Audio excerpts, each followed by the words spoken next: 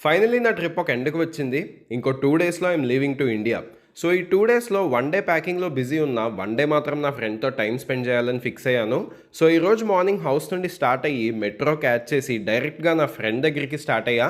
Metro నుండి sky scrapers, peaceful roads and ఈ Marvel stadium ఇవన్నీ చూస్తూ, మ్యూజిక్‌కి వైబ్ అవుతుండగానే నా స్టేషన్‌ని క్రాస్ అయిపోయా అండ్ వేరే స్టేషన్‌లో దిగాల్సొచ్చింది. ఇవన్నీ మనకి కామనేగా. లైట్ అనుకొని మళ్ళీ రిటర్న్ ట్రైన్ క్యాచ్ చేసి ఫ్లిండర్ స్ట్రీట్ నుండి సదర్న్ క్రాస్‌కి రీచ్ అయ్యా. And finally there she is. Meet my friend Srujana. Actually నా బెస్ట్ ఫ్రెండ్.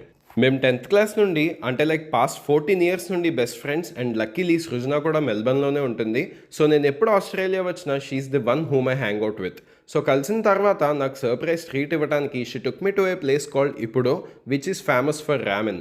సో, ఇక్కడ లంచ్ చేసి చిట్ చాట్ చేస్తూ టైం స్పెండ్ చేశాక సిటీని ఎక్స్ప్లోర్ చేస్తూ క్యూవీ అనే ప్లేస్కి వెళ్ళాం. అండ్ వెళ్ళిన వెంటనే టిక్ టాక్ బ్యాచ్ అనుకుంటా కనిపించారు.